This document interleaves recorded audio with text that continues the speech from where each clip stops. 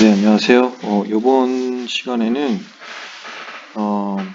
파워포인트로 10장 이상의 보고서를 만드는 게 어려운 이유에 대해서 얘기를 해보도록 하겠습니다. 파워포인트로 10장 이상의 보고서를 만들 일은 사실은 뭐 신입이나 아니면 뭐 경력이 뭐 한 3, 4년 정도 된 경우라도 사실은 실제 그걸 만들어 볼 기회가 없죠. 왜냐하면 PPT를 만든다라는 것은 뭔가 그 내용을 상대방한테 전달을 하기 위한 것이고, 내용을 전달을 한다 할 때 그 내용에 대해서는 본인의 전문 지식이나 경험이 있어야 그 내용을 가지고 상대방한테 전달을 할 수 있는 내용 자체를 만들 수 있을 거 아니에요. 근데 그런 경험과 지식이 쌓이려면 직장에서 사실은 최소한 대리, 그리고 과장급 이상은 돼야 그걸 누군가한테 설명을 하고 공식적인 미팅이 회의 자리에서 여러 사람들이 모인 앞에서 뭐 설득을 하고 그럴 텐데 사실 그런 일은 과장급 이상이 하죠. 예. 그리고 또 굉장히 규모가 큰 회사라면 팀장 자리에 있기 전까지는 그런 일을 할 일이 거의 없습니다. 예, 대부분이 엑셀로 끝내죠. 예. 사실 엑셀과 파워포인트는 굉장히 다른 데 쓰이는 툴이죠. 엑셀은, 얘기를 해보자면, 뭐, 엑셀은 사실 예, 분석한 거를, 어, 단편적인 정보를 전달할 때, 단편적인 팩트나 정보를 전달할 때 얘기고, 사실 PPT는, 상대방에게 설득을 하기 위해서 엑셀에 있는 정보들을 통합 과정을 통해서 재결합해가지고 그거를 상대방이 이해할 수 있도록 상대방이 설득할 수 있도록 논리적인 구조에 맞춰서 그림으로 설명을 하는 스킬입니다. 그렇기 때문에 굉장히 다른 역량이 요구되는 어, 툴이기 때문에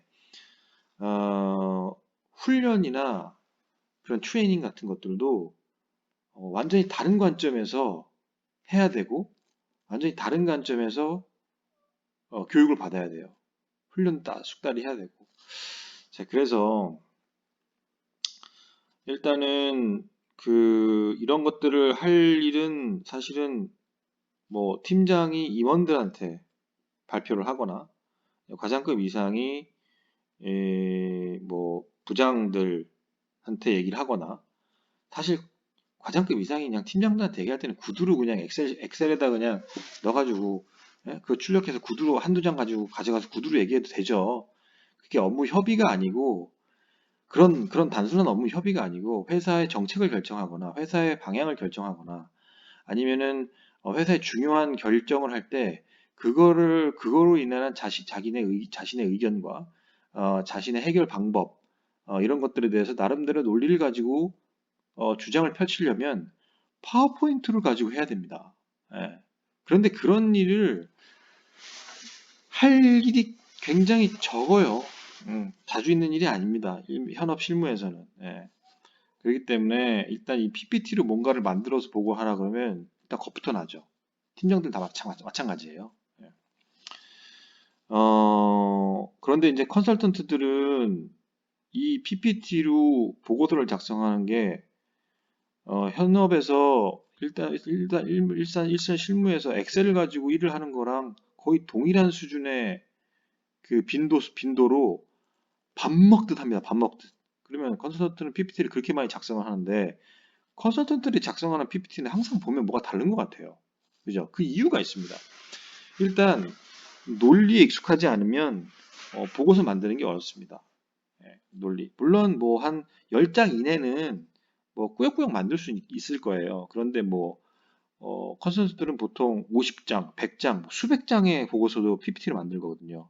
그러면 거기에 논리를 집어넣어가지고 각각의 장표를 논리로 연결하지 않으면 보고를 받는 사람이 저 사람이 도대체 무슨 말을 하는 거야? 무슨 말을 하고 싶은 거야? 예, 막 중원, 부원, 중구, 난방, 논리 뒤죽박죽으로 막 머릿속에 정리가 안 돼서 듣는 사람도 멍해집니다. 예, 절대로 그래서 논리를 가지고 장표를 만들어야 된다는 게 무슨 말씀을 드리는 거냐면 뭐 논리라는 거는 구체적으로 뭐가 있죠? 뭐, 뭐 귀납법, 연역법, 그리고 가설사고법 뭐 이렇게 있는데 대부분이 귀납하고 연역이에요. 이 귀납하고 연역은 뭐 여러분 그 학교 다니실 때 예, 중학교 때 하나요? 고등학교 때 하나요? 예, 들어본 적 있으시죠? 예, 근데 이거 설명하라 그러면 제대로 설명한 사람이 거의 없어요. 다 까먹죠. 그리고 그게 실제 많은 글쓰기나 사고를 통해서 이 훈련, 변호사들은 훈련이 되게 많이 돼 있죠. 이런 것들이. 예, 자기 주장을 논리적으로 펼치려면 귀납이나 연역에 대한 기본적인 이해와 훈련과 숙달이 되지 않고는 자기 주장을 여러 사람 앞에 논리적으로 펼칠 수가 없습니다. 예. 컨설턴트도 마찬가지예요.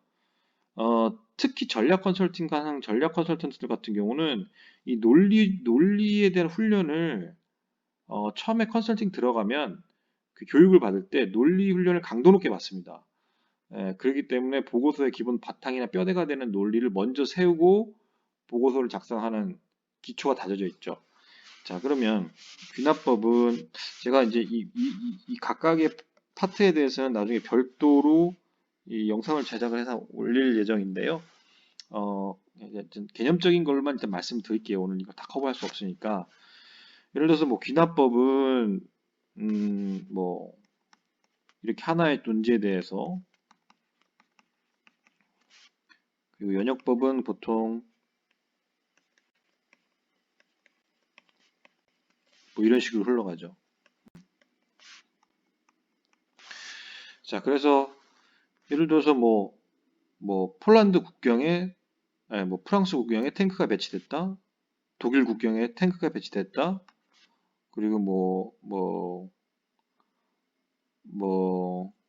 어느 나라인가요? 뭐 C라는 국가에 뭐 탱크가 배치됐다. 그러면 이 ABC라는 국가의 ABC라는 국가하고 국경을 인접하고 있는 그 나라에는 나라를 침공할 것이다. 라는 결론이 날 수 있잖아요. 그게 이제 귀납적인 이, 이 논리고, 그 다음에 뭐 이거는 뭐 다 아시죠? 뭐 예를 들어서 여기 이제 연역법 같은 경우는 뭐 새는 하늘을 난다? 난다? 여기 새는 하늘을 난다? 나는 새다? 그래서 나는 하늘을 난다. 뭐 이런 식으로 대전제를 깔아놓고 소전제를 넣고 그거에 연관된 주부나 술부의 연관성을 찾아가지고 내가 하고자 하는 결론을 내는 거. 이게 연역법이죠. 자, 그래서 이런 귀납법과 연역법이 장표에도 고스란히 들어갑니다. 예를 들어서 장표들이 이렇게 있어요. 이게 이제 PPT 슬라이드 하나씩이라고 보시고요. 1번, 2번, 3번, 4번, 5번, 6번, 7번, 8번, 9번. 자, 그러면 귀납적으로 여기서는 1번, 2번, 3번, 4번이라고 치죠. 예. 그러면 일단은 1번을 여기다가 쓰죠. 예. 여기다가 뭘 쓴다? 이 ABC 세 나라와 국경을 마주대고 있는 뭐 D라는 나라는 곧 침공을 받을 것입니다. 그러면 여기는 뭐 A라는 나라의 국경에 뭐 탱크나 비행기들이 결집하고 있습니다. 뭐 전투기들이 결집하고 있습니다. 그죠? 그러면 여기는 또 이렇게 할 수 있겠죠. 뭐 A 나라 국경의 어느 지역에 탱크들이 배치되고 있다. A 나라는 국경 B 지역에 전투기들이 자주 뭐 출격 훈련을 한다. 그 다음에 국경 C라는 국경의 C 지역에는 뭐, 뭐, 수색이나 수색대대나 아니면 뭐 특수부대의 침투 훈련 횟수가 잦아지고 있다. 뭐 이렇게 되면은 이 A라는 나라는 D라는 나라를 침공할 계획인 거에 대한 이유가 되는 거죠. 그러면 이 2번은 여기다가 쓰는 거예요. 여기다 그 내용을 쓰는 거예요. 2번. A 나라는 D 나라를 침략할 준비를 세우고 있다. 그런데 그런 건 아까 여기서 얘기한 3개 있잖아요. 그거는 또 3번, 4번, 5번. 3번, 4번, 5번. 그래서 여기서 3번, 4번, 5번은 또 그걸 쓰는 거예요. 그 다음에 3번은 여기는 이제 2, 3, 4, 5니까 여기 6이라고 하죠. 6번에 뭐 B라는 나라는 또 자기네들 나라 어느 국경에 어느 뭐 하고 있다고. 그러면 그러니까 B라는 나라는 이거 6번은 여기다 쓰고 그 6번 밑에 다양한 이유를 설명하는 건 7번, 8번, 9번이라고 또 7번, 8번, 9번 이런 식으로 이 연역법도 마찬가지입니다. 연역법도 그 장표 하나하나에 이런 논리들이 그 헤드라인으로 들어가 있어야 돼요. 장표가 이렇게 있으면 여기에 이제 본 내용이고 여기 헤드라인으로 헤드 메시지, 가버닝 메시지라고 한 줄씩 쓰거든요. 처음에 맨 위에다가 그거에 요 각각의 논리들 있잖아요. 이 각각의 논리들, 이 논리들 박스들 제가 만들어 놓은 박스들, 이 박스들의 그 대표 문장들을 각 장표 헤드라인 메시지에 넣어줘야 됩니다. 그러면서 이게 논리가 흐름이 쭉 따라가야 돼요.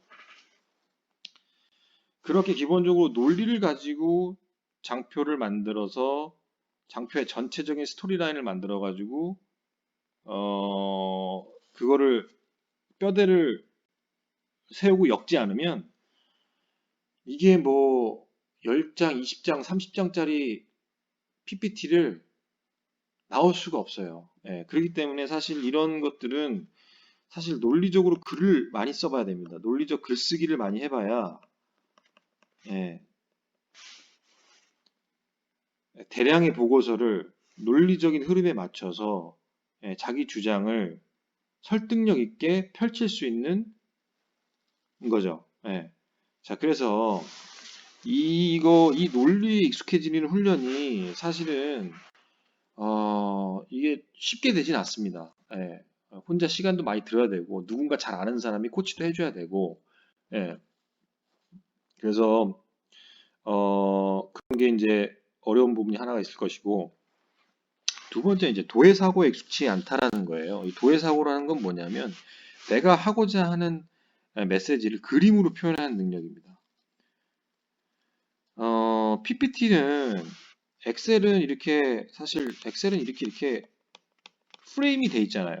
엑셀은 내가 얘기할 게 행렬, 열과 행이죠. 행렬로 내가 얘기할 게 2차원으로 딱 이렇게 말을 해야 될 내가 정보를 표시를 할 수 있는 게 행렬로 딱 규정되어 있어요. 규정.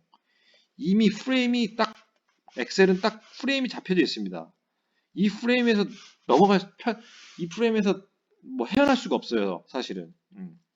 이 엑셀 프레임도 도해 사고의 여러 도해 사고 종류의 하나일 뿐이에요. 그렇기 때문에 그러면 이 하나만 익숙하면 하고 나머지 도해 사고도 다 익숙해져야겠죠. 그래야지 PPT를 한 장 한 장에 어떻게 그림으로 표시를 할지를 이 디자인을 할 수가 있겠죠. 자, 그러니까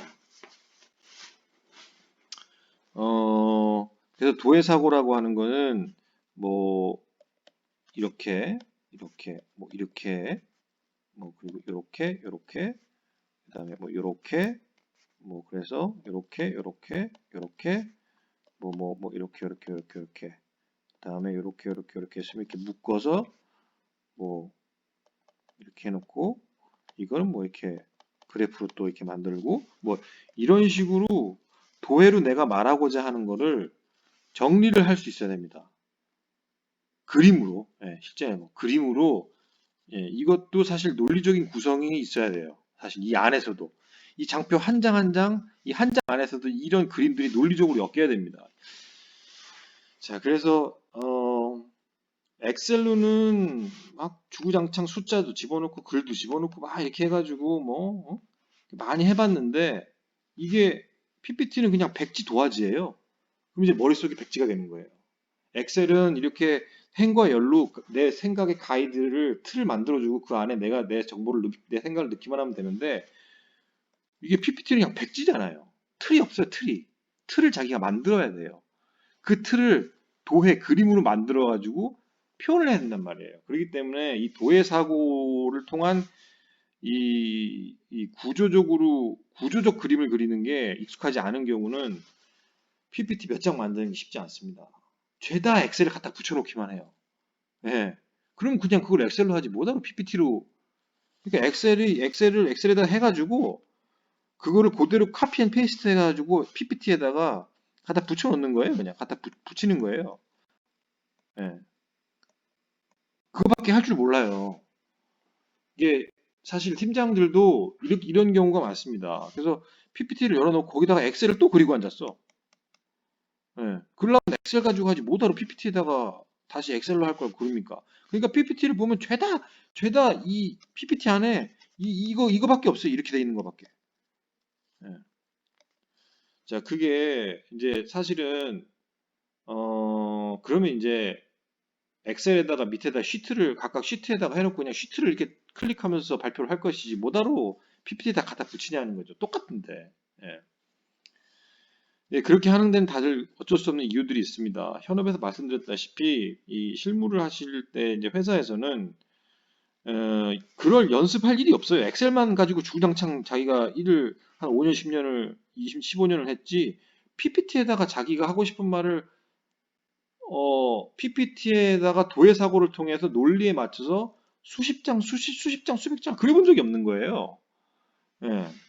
그러니까 이제 연습이 부족하기 때문에 그런 PPT를 가지고 숙달을 해볼 기회가 없고, 도해 사고 중에 도해 사고 뭐 10가지 정도 되는 도해 사고 프레임이 있습니다. 그 중에 엑셀 프레임, 행과 열로만 자기가 하고자 하는 말을 표현하는 10개 중에 하나의 프레임에만 5년, 10년을 해왔기 때문에 그 프레임에서 벗어날 수가 없는 겁니다. 네. 그래서 연습이 필요하고 숙달이 필요하죠. 네.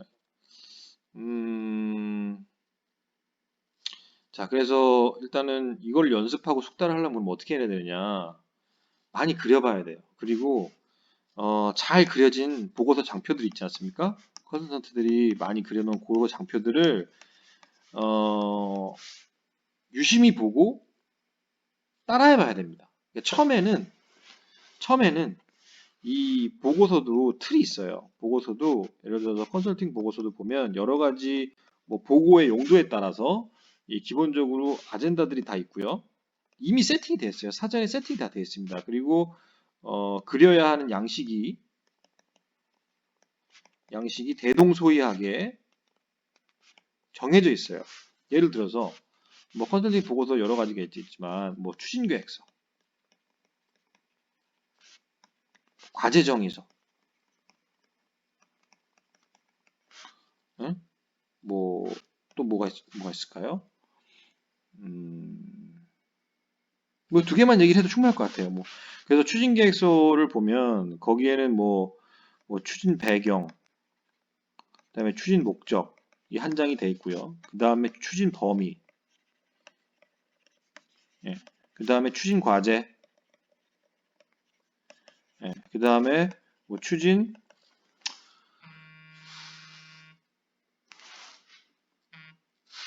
과제, 그 다음에 뭐 추진 일정, 예. 그 다음에 뭐 추진 조직, 그 다음에 뭐 프로젝트가 크면 추진 비용이 있을 수도 있고요.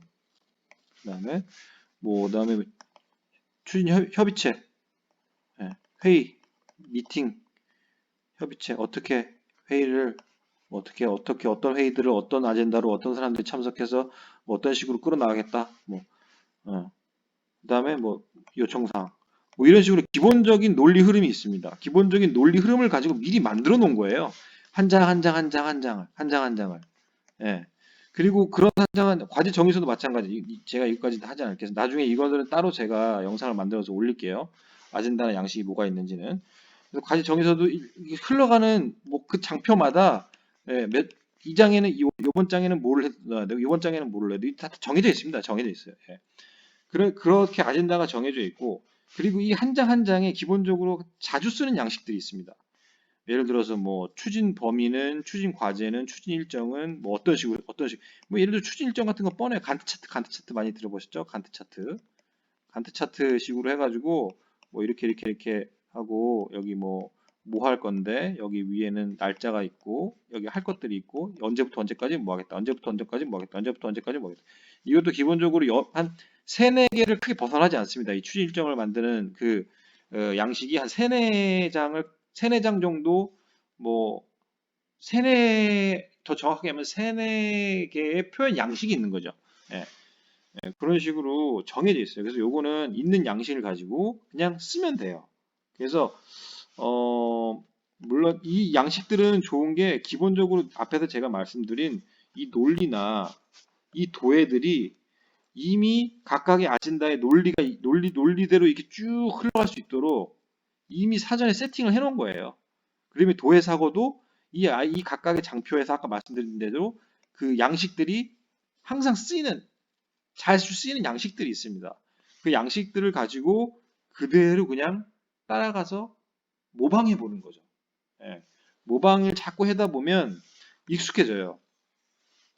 익숙해지는데, 근데 이게 이제 사실 모방의 끝이 창조인데, 이게 모방의 끝이 창조로 돼서 이 본인이 이거는 이제 이런 계획서를 내가 쓴다라는 전제하에 요런 논리로 그냥 가는 거를 그냥 카피해서 쓰는 것뿐이고, 새로운 보고서를 만들어야 된다. 한 번도 써본 적이 없는 새로운 스타일의 보고서를 만들어야 된다. 그러면 이제 그때부터는 이런 논리나 도해 사고를 스스로, 본인이 그 원리 원칙을 가지고 스스로 그거를 새롭게 창조를 하는 과정이 들어가야겠죠. 이제 그렇게 되려면 이 논리나 도해 사고를 또 정통해줘야 되고, 굉장히 숙달이 돼야지만 뭐 이렇게 이런 뭐 사전에 정의되어 있는 그런 양식이 없이도 어떤 주제를 가지고도 많은 네, 복잡한 내용을 설명을 어, 간단 명료하고 논리적으로 할 수 있게 되는 겁니다. 자, 그래서 오늘은 일단 여기까지 말씀을 드리고, 이 각각의 내용에 대해서는 제가 나중에 따로 해서 영상을 올리도록 하겠습니다. 추후에. 네, 감사합니다.